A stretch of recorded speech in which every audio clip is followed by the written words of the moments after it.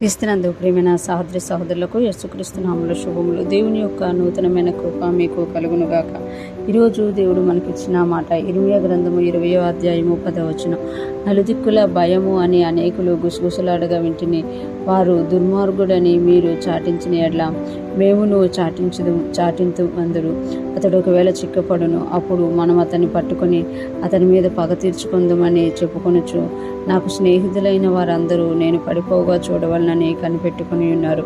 ఈ మాటలు ఇర్మీయా ప్రవక్త తెలియజేస్తున్నట్లు చూడగలం.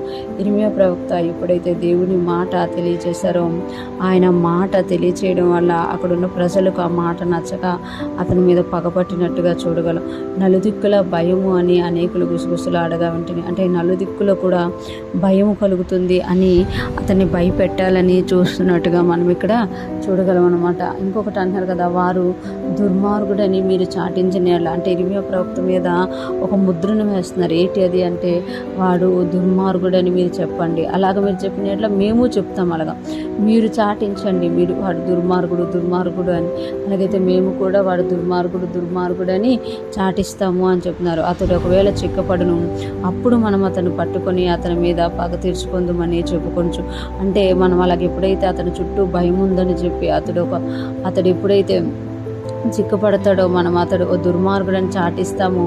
అతడు ఒకవేళ చిక్కపడతాడేమో, దుర్మార్గుడని 10 మంది అబద్ధం చెప్తూ ఉంటే, అతన్ని అందరూ దుర్మార్గుడిగా చూస్తుంటే, అతడు అలా చిక్కపడితే అప్పుడు మనం అతన్ని పట్టుకొని అతని మీద పగ తీర్చుకుందామని చెప్పుకొనొచ్చు. నాకు స్నేహితులైన వారందరూ నేను పడిపోగా చూడవాలని కనిపెట్టుకొని ఉన్నారు. అంటే ఇర్మీయాకు స్నేహితులుగా ఉన్న వారందరూ కూడా ఇర్మీయా చెప్పిన మాటను బట్టి, అతడు పలికిన దేవుని మాటను బట్టి అతడు పడిపోతే చూడాలని కనిపెట్టుకుంటున్నారంట. ఇలాంటి అనుభవం మనకు కూడా చాలా మందికి ఉంటూ ఉంటుంది అనమాట. మన చుట్టూ ఉన్నవారే మన చుట్టూ ఒక వలన పన్ని దానిలో మనం చిక్కుబడిపోవాలని, దానిలో పడిపోవాలని ఆశపడుతూ ఉంటారు. కానీ ఇర్మీయా దేవుని నుండి వచ్చిన ప్రవక్త, ఇర్మీయా దేవుని యొక్క నోరుగా ఉన్నట్టు మనం చూడగలం. అందుకే కింద వచనంలో ఆయన చెప్పుకుంటాడు, ఇర్మీయా గ్రంథం 20వ అధ్యాయం 11వ వచనం. అయితే పరాక్రమం గల శూరుని వలె యెహోవా నాకు తోడయ్యున్నాడు. నన్ను హింసించువారు నన్ను గెలవక తొట్టిల్లుదురు. వారు యుక్తిగా జరుపుకొనరు గనుక బహుగా సిగ్గుపడుదురు.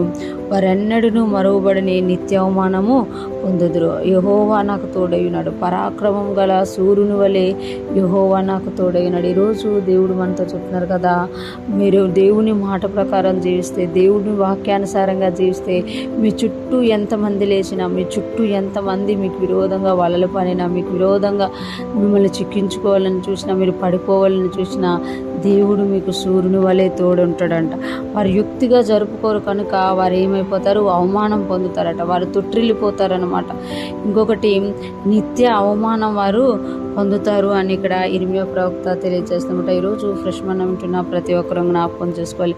మన జీవితాల్లో కొన్నిసార్లు మనం దేవునిలో యథార్థంగా భక్తి చేయడం వల్ల అనేక మంది ఇలాగే మనల్ని పట్టుకోవాలని, నిందలకు పాలు చేయాలని, మనం తొట్టిల్లిపోతే చూడాలని, మనం గెలవలేకుండా ఉండాలని అనుకుంటారు. కానీ దేవుడు మనకు తోడైనాడు. మనం ఎప్పుడైతే యథార్థంగా దేవుని పట్టుకొని దేవుని పని చేస్తామో, మనకు తెలియని ప్రతి శోధన నుండి, మనకు విరోధంగా శత్రువు పనుతున్న పన్నాగాల నుండి దేవుడు విడిపించి మనకు తోడై ఉన్నాడు అనేసి సంకేతం మన శత్రువులకి పంపిస్తారు. అటువంటి గొప్ప కృపగల దేవుని మనం కలిగినందుకు దేవునికి స్తోత్రాలు చెల్లిస్తూ, ఆయన చుట్టూ ఆయనతో నడుస్తూ, ఆయనలో ఎదుగుతూ, ఆయన యొక్క తోడు పట్టుకొని మనము ముందుకు సాగిపోదుముగాక. ఆమేన్.